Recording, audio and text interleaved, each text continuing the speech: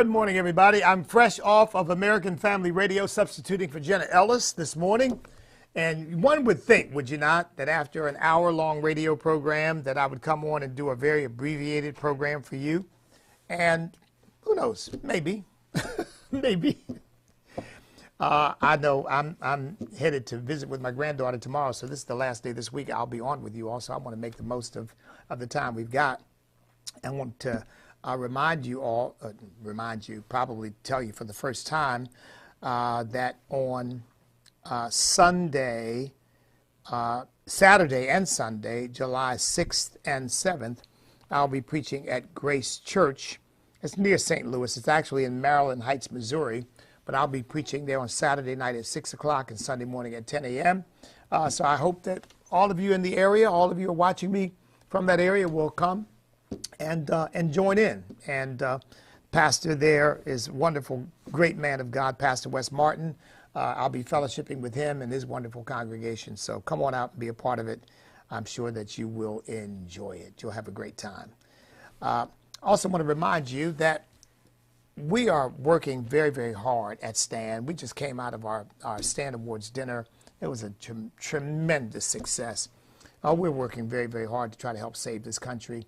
And so I hope that you all will see fit to support us. Those of you who have not yet signed on, maybe as a Patriot Partner, as little as $5 a month, you can sign on as a Patriot Partner. We're trying to get to 500 Patriot Partners this year. My goal really is 1,000, but I'm trying to do it incrementally. Somebody stood up at the dinner and said, we want to sign up 100 more, and that would be wonderful to sign up 100 more. I'd like to sign up about 250 more, get to 500, and then start moving from 500 more toward 1,000. We'll get there. In the name of Jesus, we will get there. But, you know, I just want to invite you to take advantage of that opportunity. StandAmerica.us is the website, StandAmerica.us. Look, I want to talk today about crime, but before I get into that, I didn't do this with my radio audience, so I'm going to give you something I didn't give to them.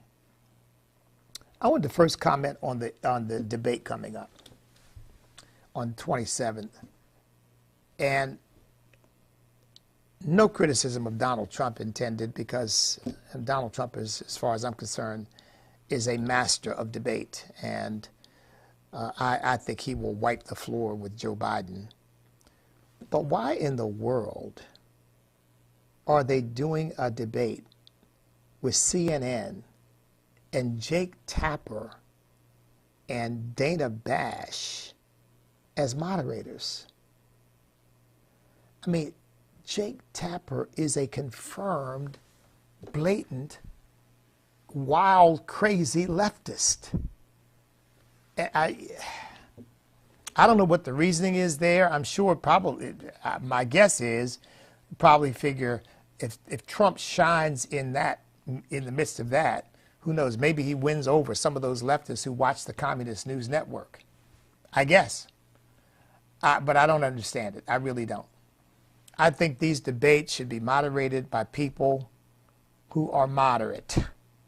And by moderate, I mean, that doesn't mean they don't have their own opinions, their own ideas, but because they are journalists, they remain neutral in the debate and try to always give both sides of an issue and to give people a chance to hear both sides of an issue.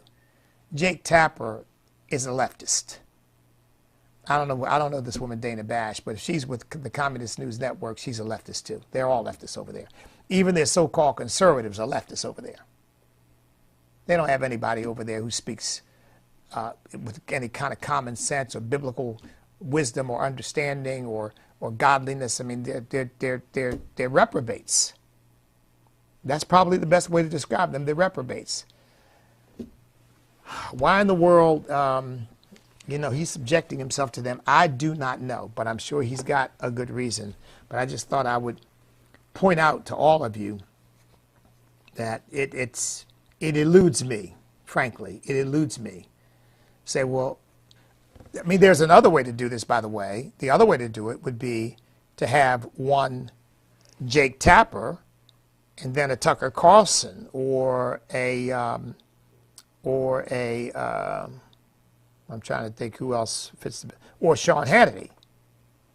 So basically, you don't have moderators that are pretending to be neutral. You've got moderators representing two very different points of view that are going to ask different kinds of questions. But, each side will at least get challenged, and each side will at least have an opportunity to present their point of view with at least one friendly moderator involved in the process. But when you got two lefties from the Communist News Network, I don't know how that's supposed to be fair. But anyway, just thought I'd point that out. Am I going to watch the debate? Probably. Just to see former President Trump deal with Joe Biden, probably. I'm not excited about it because of these moderators. If I start watching it and all it does is just make me angry, I'll just quit. Because these people don't even have any pretense of objectivity anymore. Look, I understand, nobody is completely objective, okay? You're not, I'm not, I don't even pretend to be. I pretend to be an advocate, I am an advocate for truth. I'm not pretending to be. I am an advocate for truth. And to me, truth is reality. Truth is objectivity. So I am objective in that, from my perspective. But those who disagree with me would say, well, no, you're not, because you have a particular point of view, and that renders you non-objective. Okay, all right, I understand that perspective. But a journalist is supposed to say, yeah, I do have my point of view, but I'm not going to let that get in the way of trying to relate to everybody and trying to elicit information for everybody, okay? So that means I'm going to ask good, solid, challenging questions to Donald Trump. I'm going to ask good, solid, challenging questions to Joe Biden. And my own particular bias for one or the other is not going to get in the way of me trying to solicit from them information, or elicit from them information that the American people, the audience, is going to find helpful. That's the professional attitude. That's the way it ought to be, but that's not the way it is. And I just figured Jake Tapper is just going to use this as an opportunity to expose he wants to be a dictator and he's a terrible person and he's a, I mean, who knows what all runs through this man's mind, because they're all warped. They're all warped. But at any rate, I just thought I'd bring that out. So just be prepared for that, because that's what you've got coming. Because basically you're going to have 3 against 1. Joe Biden, Jake Tapper, and Dana Bash against President Donald Trump. That's really what's going to boil down to. 3-1. If anybody can handle it, he can. Now, the thing that's uppermost in my mind to talk about today, though, is the crime situation. And what prompted this is really 2 things. One is this poor woman, 5 children, Rachel Morin, who was murdered by this illegal immigrant in Maryland. Victor Antonio Martinez Hernandez, 23 years old, illegally crossed into our country in 2023. Wanted for homicide in El Salvador. Now charged with the rape and murder of Rachel Morin. And by the way, he's a gang member. And caught on tape engaged in a home invasion, I believe in Los Angeles, in a home invasion. Just a bad actor. And I got to thinking about that, and then coupled with the Secret Service agent who gets robbed right outside of Los Angeles, just a few miles apparently from where Joe Biden was meeting with the hoi polloi of Hollywood, George Clooney and you name it, all these, Barack Obama, because Barack Obama is nothing but a diva, and in a Joe Biden looking like he doesn't even know where he is. It's sad. But the Secret Service agent was robbed at gunpoint. At gunpoint.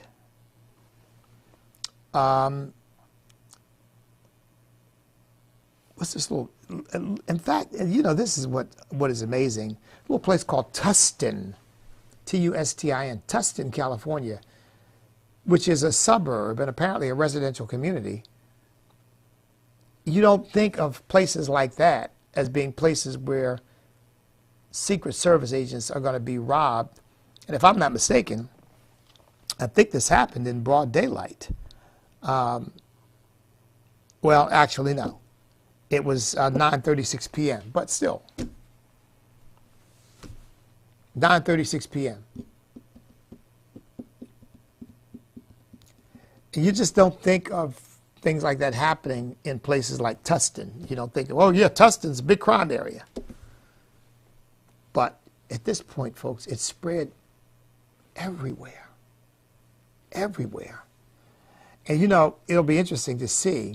A lot of this stuff that's happening is illegal immigration that's driving it. As I just read an article today, 2/3 of federal criminal arrests are illegal immigrants now. 2/3. And then we're not talking about arrests for illegally crossing the border, because we don't arrest people for that anymore. 2/3 of federal criminal arrests are of illegal immigrants. And we're talking about, therefore, arrests for kidnapping, murder that involves some kind of federal jurisdiction, bank robbery, or you know, attacking some kind of federal facility or a federal officer. I mean, there's certain things you got to do to come under the aegis of the federal police, which is the FBI. But they're apparently doing it. 2/3. You know, we really need to have somebody, and I can't do it, that's just not in my wheelhouse, but somebody needs to keep track of the number of Americans being murdered by illegal immigrants. But that's something we all need to know. I think the number is probably staggering. Because look, we've got 7 million illegal immigrants in the country that have passed through the border. 7 million. I'm not talking about gotaways. I'm talking about 7 million. Every ICE agent has a case file of 7,000 illegal immigrants. 7,000. Which, of course, is a joke. They can't keep up with these people. I just read a story earlier today, this morning, in preparation for my programs, that talked about MS-13 killing a 2-year-old boy because they decided to have a shootout over something with some rival gang, and a 2-year-old in Texas happened to be in the crossfire, and his mother was injured, and he was murdered. 2 years old.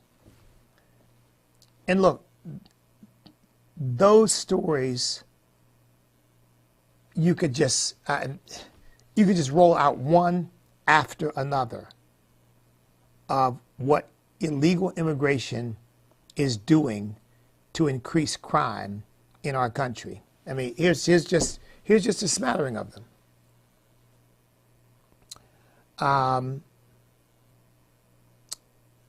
Alexis Saborit from Cuba beheaded his girlfriend with a machete.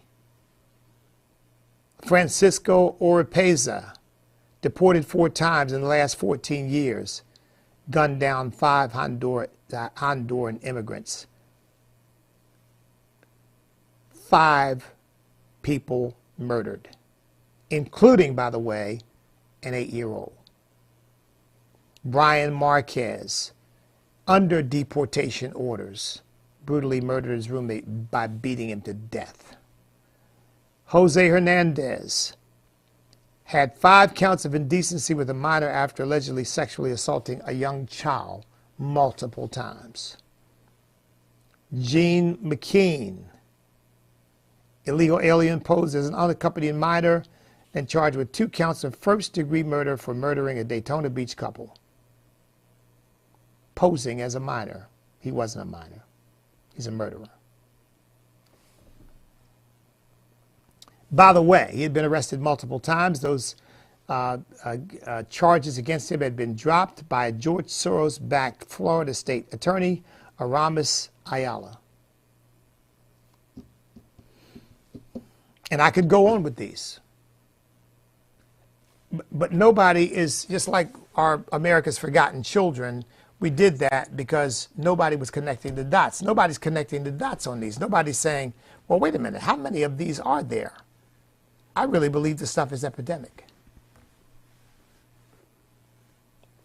Crime is just out of control. It'll be interesting to see whether the person who shot this Secret Service agent is an illegal immigrant, or shot at, because they apparently had a shootout. The Secret Service agents believe he wounded the guy, but he didn't get wounded himself, because he was robbed at gunpoint. So, of course, he pulled his service weapon. By the way, California has a 10-round magazine rule. So no matter what you are carrying in California, you can't have more than 10 rounds in your weapon. I'm partial to Glocks, and the Glock 17 holds 17. Yeah, Glock 17 holds 17 rounds plus one of the chambers. That's a total of 18 rounds. The Glock 19 holds 15 rounds in the magazine and one in the chamber. That's 16 rounds. Even the Glock 21, which fires 45s, the 17 and the 19 fire 9 millimeters. But the Glock 21 fires 45s, and 45s are big rounds. But even the Glock 21 magazine holds 13 rounds plus one in the chamber. So with a total of 14 rounds for 45. But in California, all of those weapons that are made to carry that many rounds can only carry 10. I bought guns that had to be shipped through California, and when they come to you, the magazines that come with the guns have 10-round magazines. When you're in a situation like that Secret Service agent was in, how many rounds do you need? You just don't know. You just don't know. Because you don't, you know, thank God I've never had to I didn't see combat in the military, and I've never had to pull a weapon on anybody with the intent of harming them, and I've certainly never fired at anybody or been fired upon. But I have had some dynamic gun training, okay? I always say I'm not an expert, but I would consider myself to be at least an intermediate. I'm not a beginner. I'm not a novice. You learn in dynamic training that, you know, all these little cute ideas about, well, shoot him in the leg, and you know, why did you have to shoot him 10 times? Because in dynamic situations where you are in danger and the adrenaline is pumping, and what you are trying to do is save your life or the lives of others, you don't stop firing, and you don't count the rounds, and you don't stop firing until the danger has passed. Right? I mean, that's what you're trained to do. That's really, in my view, probably the natural human instinct. You don't shoot one round. Oh, did I hurt you? Did I hit you? Because for one thing, folks, you don't even know necessarily that you hit your target in a dynamic situation like that. So what do? You keep firing until you know that the danger is absolutely subdued, which means the person has gone down, or the person is no longer moving, or what have you. That's how you can end up with 10 rounds, 12 rounds fired at a person. But this idea, like you shoot one round, you try to shoot him in the leg, and then you stop to see, are you okay? Are you ready to quit? I mean, but that's another matter. The way the Democrat Party and the left are trying to design our country, redesign it, is everything for the criminal, every advantage to the criminal, every privilege to the criminal, and every disadvantage to the law-abiding citizen, to the American people. Every disadvantage. See, because they're coming from a Marxist point of view, or from their point of view, we're the problem. Society is the problem. Not the person committing the crime, but society. So let's not punish the person who committed the crime. Let's reform society. Let's fundamentally transform the United States of America. And look, the question I posed in the radio program today, and I'll pose to you, is this. Because, you know, Biden can talk about, I mean, I think somebody actually said, Biden has caused the lowest crime rate, one of the lowest crime rates in the history of the country. I think to myself, what? That's like saying inflation's under control and people ought to be rejoicing for the great economy. And you're thinking, well, you can say that, but that's not what people are experiencing. I mean, I've got church members who've lost relatives in violent inner city confrontations that people have had. This stuff is close to home, folks. This is not some academic stuff where I'm reading a manual and somebody's instructing me on some of the rare events that happen in the inner city. This stuff is coming home to all of us now. And the question that I posed is, and I pose to you, is it changing the way you think and changing your behavior? Because I have to tell you, it has mine. Because I found myself more on guard and more aware of crime. Now, I don't walk in fear and I don't walk in paranoia, but I'm more on guard and more aware of crime and criminality than I've ever been before. I mean, let me give you one example.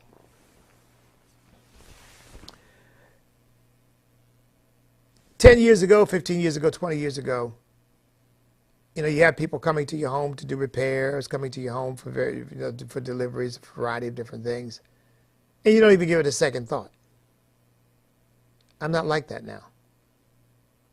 Because, see, I know now that many companies have stopped doing background checks.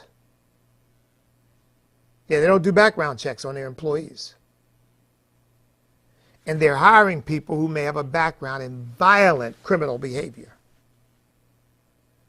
And a person can be working for a company. I don't mean to make you paranoid either, but let's just be honest here. And obviously this is not the majority. It's not even, you know, probably more in the vicinity of a rarity, okay? Probably. But when you're not doing background checks and it's considered to be discriminatory to do background checks because you might find out that a black person has been to prison. You might find out that he robbed or raped or murdered somebody. Well, too bad. I mean, it doesn't have, I don't mean to harp on skin color, it's just that more murders and violent crimes are being committed by black men than by any other demographic. But that doesn't mean white people, white guys of European backgrounds don't commit crimes too, because they do. And they're dangerous too.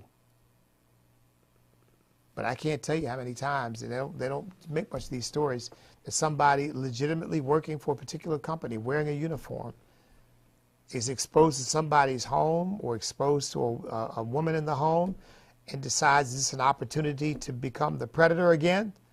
And they use the information that they gather to exploit that situation. I mean, folks, BTK had been a burglar alarm installer. And that was how he cased some of the homes that he went after. So, whereas there was a time I wouldn't have given a second thought, now I do. And so, for example, I have friends who do the same thing. I don't want packages delivered to my home. I have a virtual address because I don't want people knowing where I live. I mean, obviously, my friends can know, my church members know, but I don't want everybody knowing where I live.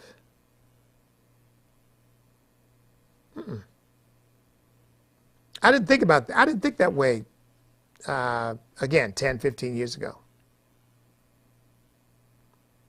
But I realize now we're living in an era where crime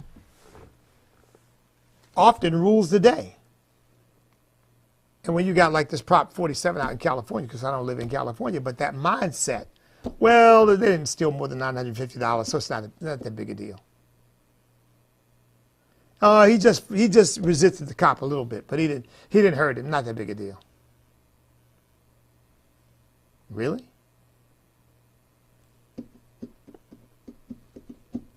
Look,